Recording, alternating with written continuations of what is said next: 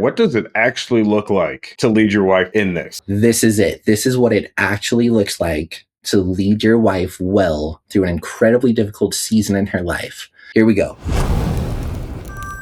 Most men think if their wife is struggling with addiction, the answer is to step in and fix it, take control of the situation, get her help, manage the situation. But what if that instinct actually makes things worse? In this episode, we're talking about what it really looks like to lead and love your wife through an addiction or a very hard season of her life or the marriage without losing her and without losing yourself. Garrett, you've lived through this. You've walked it in your own marriage and come out on the other side with a completely different understanding of what it means to love and lead your wife through something like this. And so I'm really just curious, like, how fast did this all happen? Yeah, when it happened, it was really fast. We had been dating since high school. We met in 10th grade. We dated for like 10 years. We got married. We were married for about 3 years. Then all of a sudden, I felt like I just lost control of the whole marriage and the whole situation. And, there were probably signs that, like, man, my wife is falling into an addiction or just really starting to struggle with stuff. But when you're not really looking for those kinds of signs, it's pretty easy to miss.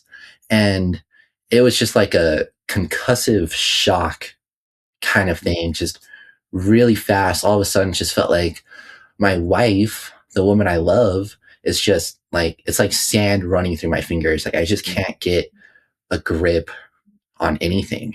Yeah, and as you mentioned, like feeling like you lost control, did you feel responsible for that? Because I know, like, as men, at least myself, we like to think we have everything under control, and so once it gets out of control, start blaming ourselves. Did you do that and feel responsible for any of it? Oh yeah, my first instinct was definitely like, I need to I need to manage her well-being.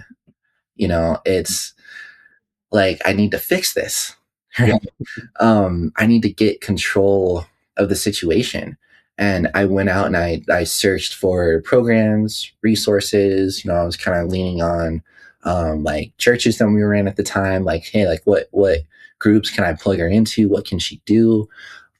All that kind of stuff. I would literally like put her in the car and drive her to like a recovery group and walk her in, wait in the car, like made sure she stayed there and stuff, Yeah. wait for her to come back out. And then we would drive home. And I thought, like, if I can manage this well enough, then we can solve it. And Yeah. that was the way that we were going to get this solved and get that under control. My managing her and managing the situation. Yeah. And how did that go? How good of a manager were you? Man, it went really bad. Let's just say that didn't work. It didn't work because it's easier to see now. She needed to be in a place where she was going to choose that stuff for herself. She needed to want to go to those recovery groups, and I was trying to take her to. She needed to want to plug in to those other groups, church groups, recovery groups, whatever it was, to heal, to pursue her own healing and recovery. And that wasn't the case in these really early stages of this really hard season for her, for me, for the marriage. And my trying to take control and fix the situation actually created this like resistance. Because truthfully, I wasn't acting in the role of a husband leading his wife through a really hard season of her life. I kind of put myself more in the role of like a manager, almost like her father, right? Yeah. Like, you're gonna do this because you have to, like, kind of thing. And it honestly, like, it turned her into kind of like a 14, 15-year-old rebellious, like, Yeah. kind of girl, right? Because I wasn't being a husband. I was being more like a father. That created this dynamic of she's going to resist and push back on that. And then she started to resent me for those efforts. And honestly, it just pushed her deeper into the struggle Yeah. than it pushed her into any kind of healing. My heart and my intention was, I'm going to just push her in the direction of what she needs, Hmm. right? But that's, you can't do that. That didn't work. You gave her something more to rebel against, right? There's already the addiction itself is already somewhat of a form of rebellion, and now you're giving her another thing to rebel against rather than um, inviting her into freedom. And then you mentioned earlier, like kind of wanting to choose freedom, wanting to pursue freedom, and see the the stranglehold or the chains of addiction for what they actually were. And you were just adding more chains. So now she's trying to resist those chains as well. And so it sounds like you obviously realize this, and you notice control doesn't work. So as you like, when did that turning point kind of happen, and what did you start to realize when you realized that?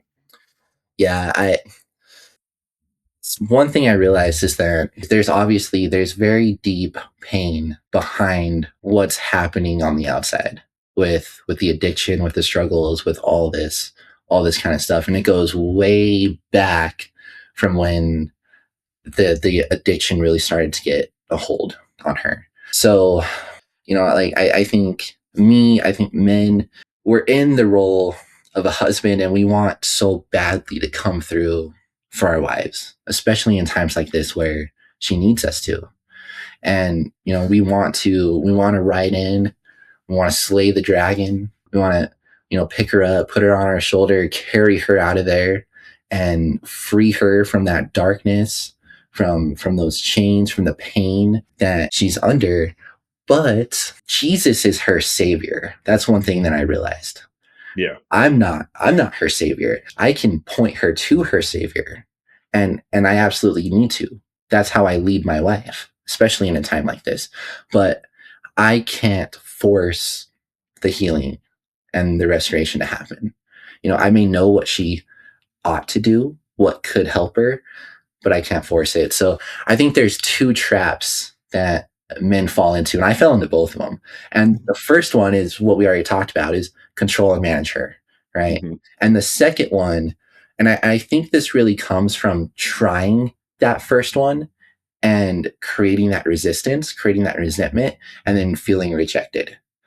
Because the second one is kind of just a hands up, right? Like, I'm just going to let go and let God Yep. kind of attitude. And neither one of those is really the role of the husband. I realized I had to ask this deeper question.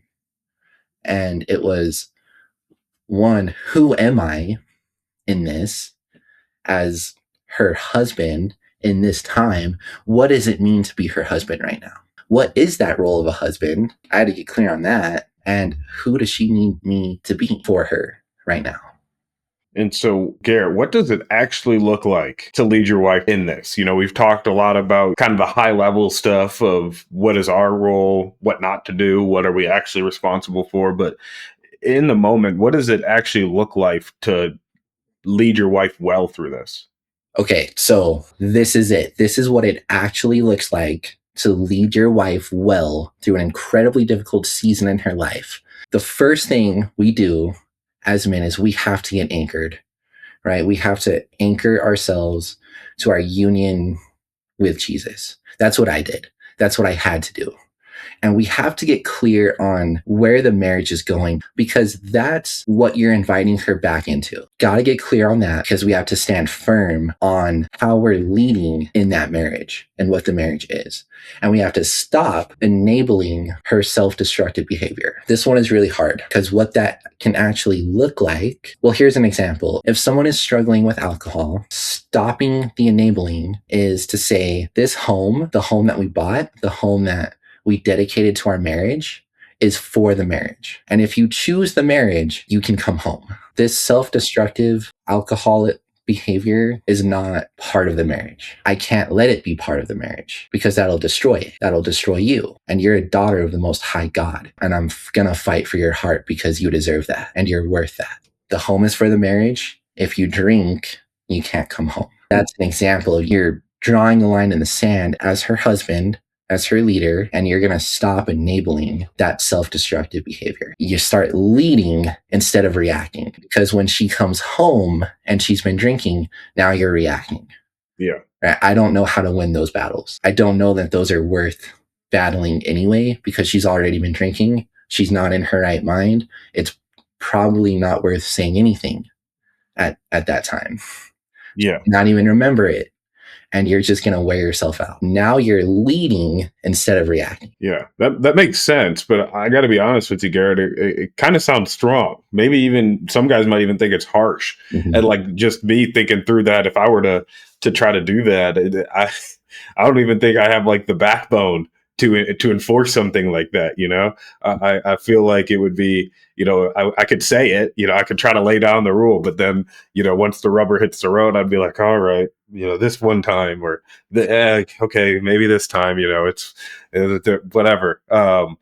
And so I'm just wondering, like, how did you wrestle with that? Because I'm sure it wasn't the easiest for you to actually enforce once you put it into place. Yeah, it's really, really hard. And it does sound harsh, and it can feel harsh when you have to do it. But we can't be people pleasing enablers. That's not leading from strength. If you have to do something like this, yeah, it's really, really hard. It feels brutal. It's confusing. And I wrestled with it. I asked questions like, and I'm trying to be like Jesus. What would Jesus do here? How would Jesus himself handle my wife? Because that's the standard of love that I want to give her. And that's the man that I want to become. I want to become more like Jesus. I want to come into the fullness of the man that God created me to be. That's who I want to be for her. You know, I had some really good men who were willing to come alongside me in this. George has been on some of these podcasts. George Mm-hmm. was a big piece of it. His wisdom and just support, being in my corner for me in this, was a huge part of my ability to become more the man that I'm meant to be and lead through this and come out the other side. But I ask questions like, just, it doesn't feel like that's what Jesus would do. But I learned that Jesus never enables self-destruction. Yep. Jesus is not a people pleaser, and Jesus does not enable to live in an addiction, in a self-destructive, self-defeating way. He doesn't do that, because real love does not enable. And Jesus is a man of true strength and true love because of his oneness with the Father. Real love Yeah, does not enable. exactly. And that was hard to get to. That was hard to Yeah. come to terms with. Yeah, it sounds like, you know, through this conversation and through the journey you're describing, it sounds like you know, at first it looked like, you know, external circumstances are bad, and so you're like, how do we change these external circumstances to be good?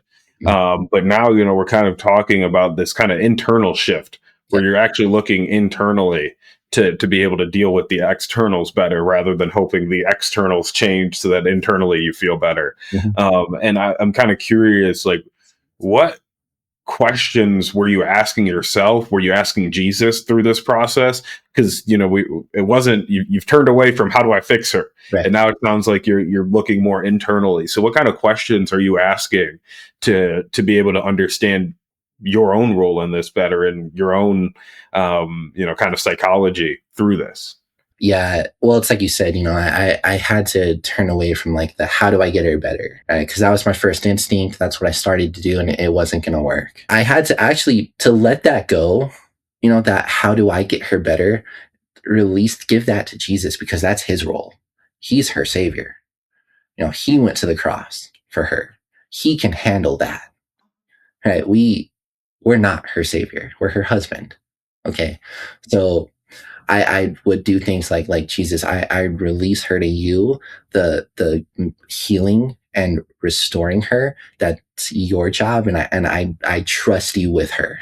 I trust you to come through for her. I know you will. So I release that to you, and then I started asking myself, who do I need to become? Who do I need to become to lead my wife with true strength and true love in this? Who do I need to become to break this cycle of enabling her self-defeating, self-destructive addiction and behavior. Because that's not love. That's not the way that I love a daughter of the Most High God. And that's not the man that I'm intended to be, because that's not strength and that's not true love. So who do I need to become to be able to love like that? Yeah, it's kind of reminding me of the first Trek Talk that we just posted on trektalks.org. Yeah. This is where we go even deeper than content we can put on YouTube. We're tying in movie clips. We're getting into the real raw emotion of what it means to be on this trek that we're all on through this earth. And this first one, we bring in a movie clip from Gladiator, where the gladiator just gets done gladiating. And they overcome all odds and actually win. And so the emperor comes down to meet this amazing gladiator, and he asks him what's his name. And that's a very pivotal moment in the movie. Yeah, exactly. Maximus is in a really hard situation. The emperor comes down, asks his name, which is kind of another way of asking, who are you? Right. And the emperor calls him slave. And Maximus, because he has this foundation of identity of who he is, he knows that that name doesn't define him, even though that is true of his external situation, his circumstances. But he knows that he's a commander, he's a father, he's a husband, and he knows where his true loyalty lies. And he's able to live as that man into the strength and honor and dignity and passion and purpose of that man, even in this incredibly difficult circumstance. And that's exactly what we have to do here, guys. We have to have this foundation of who we are so that we can live into the strength and honor, dignity, passion, clarity of that in an incredibly difficult time where we're trying to pull our wives through and give her a chance to come through an incredibly difficult season of her life. So it's on trektalks.org. It's super quick and easy to make an account. Use username and email, and you'll have access. It's Trek Talk 1. Who are you? It's a quick talk. It's really actually pretty fun because of these movie clips, and it's going to do two things. One, it's going to show you what a good answer to that question, who are you, actually looks like. And two, it's going to show you how to begin to answer that, because we have to have this foundation to be able to lead and love our wives really well in a situation like this. So, where am I weak? Where do I need healing? Where has my ability to love in the way that Jesus can been compromised? Because becoming the man that I'm created to be is the greatest help to her. And that's the best chance that she has to choose to heal and recover, to choose the marriage, and to remember who Jesus is. His passion, his strength, his quality, and his love for her, and his alone ability to heal her, restore her, and to set her free and raise her up into the fullness of the woman that she's meant to be. Yeah. And it's kind of reminding me of this kind of early advice. I just went to I was at a men's retreat, and like one of the 20-minute breakout sessions was about marriage. And one of the things they said that has stuck with me was the concept of the triple braided cord. Mm-hmm. Right, where Ecclesiastes said a cord of 3 strands is not quickly broken. And he kind of used a diagram of like a triangle. Mm-hmm. Where you and your wife are the bottom 2 points and Jesus is the top point. And what you just were saying there with releasing her to Jesus was like, yes, let's her get closer to Jesus. And then as I get closer to Jesus, then we get closer to each other. Because at the end of the day, you know, in a marriage relationship, right, it's a covenant. And as a Christian, right, it's a covenant formed under God. Right. It's a union ordained by Jesus Christ. Yeah. And so you're submitting that whole union to him, saying, she's yours, I'm yours, bring us both to you so that we can be closer together. It's kind of a beautiful thing. And, you know, and you also mentioned George in this. And so I kind of want to also, you know, it's not all internal, right? It's not just you asking questions. It's not just you praying. Like the great thing about Jesus is he can work in so many different ways. And it's really like he could put a full court press on a situation. where he's working in you internally, he's working at her internally, but then he could also start to manipulate some of those external factors or start bringing in outside resources to help you, to bring you both, to help you both grow. So I'm just kind of curious, like, what role did outside resources play? What do you think the role of outside resources is in this situation? Because it is ultimately intimate, right? It's Right. it's between you three, but Right. what are other ways that Jesus can kind of bring outside help into there? Well, so like as you've heard in the story so far, I try to get her into outside resources that I thought would help her, but you can't force her into those things, right? She has to choose those things. So that's kind of when I shifted from, okay, I need to stop trying to force her into things and I think would help her.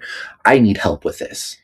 I need help becoming the man that I'm meant to be so that I can lead her with better strength and better love in this, through this, and give her a chance. Right. So what do I need? And and that's where men in my life, like George, was hugely helpful in this. To have having a man that you can confide things in, that you can go to, that there's no condemnation, there's no judgment, there's just going to be support and true wisdom. George is one of those guys where it's like I don't really have to like sift like what you're saying. Like, oh, Mhm. I know you're speaking from true wisdom here because you've done that over and over and over. Right? You consistently have led me very well. So then in something like this, it's you can go to a man like that and really get some clarity and some real help. Unfortunately, it's not usually what you want to hear. Yeah. Right? Because man, it would be so much easier if it worked like my wife is struggling with this, so I can just drop her off at a recovery group and I can pick her up. After a few weeks, things are back on track. And if that works, great. I mean, amazing, good. You know, the reality is it probably won't.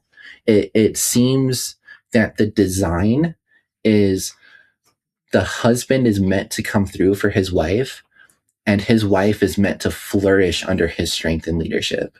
And you can't really outsource that. Your role is to lead, and Yeah. you need to get the resources and help that you need to do that well, and stop pushing her into what you think she needs, because your life will show her and remind her who you are, where the marriage is going, what she's been invited into. But she can't have both, right? She can't have the addiction, the self-destruction, and the marriage. Yeah. There is a choice. And that's where, like we talked about, stopping the enabling, because that starts to force that decision. She may try. I was in a position where she wanted these self-destructing things and she wanted the marriage, and it wasn't going to work. And if I let it, that would have drug out and eventually destroyed both of us Mhm. and the marriage. Yeah, what you're describing is hard, and there really is no easy way out of it. So, what was the hardest part for you personally going through this? Of all the hard things, of all the challenges, what was the hardest one? I think definitely the hardest thing is just it's the heartbreak, right? I mean, you're always hoping that she'll choose the marriage, that she'll come home sober, have chosen that, choose the marriage, and when she doesn't, then it's heartbreaking. I mean, she chose something other than you and other than the marriage, and that is really hard. And then you're the one who's left alone. You're worried about her, obviously. I mean, everything in you is like, just let her come home, at least she's in her bed, she's safe. But ultimately, that's not the kind of love that she needs in this situation. That's pretty passive, that's enabling, and it's so dang hard not to do. And I didn't do it perfectly. Yeah. So you're worried about her. You're the one kind of left picking up the pieces. You're arranging for the Uber to come and get her and take her to wherever, because she can't come here. The home is for the marriage. And, and then you want to rescue her, right? Like I said, you want to just go slay that dragon.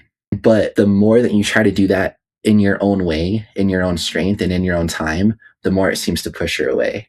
At the end of the day, what does it ultimately come down to? She has to choose. As badly as you want, I mean, you want her to come through so bad that it hurts. You want the marriage to work so bad that you would do anything. You want to rescue her, but she has to choose. She can't have both the addiction and the marriage. She has to choose. She has to choose. And you make that clear through your leadership. That's what you have to do. You love her deeply, but you don't enable. You support her fully if she chooses healing. And then, guys, what you have to understand is that your wife is not your report card as a man. Because Yep. man, we get stuck there. We get stuck in thinking how my wife is doing is kind of my report card. That's a direct reflection of me as a man, of how well I'm doing as a man, right? And it's not. It's not, because she's here on the triangle, you're here. You cannot force her to do anything, Yep. right? You can lead her, come closer to Jesus and reach a hand down. She may take it, she may not. No Yep. matter what happens, your obligation to yourself, to God, is to become the man that you're meant to be, regardless of the circumstances going on around you. And that is the best chance that she has to choose to come back into the marriage and pursue true healing through her own union with Jesus, who can save her. Yeah. Well, this has been a really powerful conversation, and I hope that the men listening to this who've made it to the end, I hope you've been able to take some things away from Garrett's lived experience here. Right at the end of the day, we're not trying to be prescriptive with what to do. We're just kind of detailing Garrett's experience, our understanding, and hopefully, you can take some things away from that. And please go check out trektalks.org. We've posted the first one. We've redone it. It's like Garrett said, it's about knowing who you are, and diving into that. And once you watch that one, you're going to be on the edge of your seat waiting for the rest of them to come out. And so, yeah, go to trektalks.org, sign up for that. All it takes is your name and your email. It's completely free. And in the meantime, may you live truly free.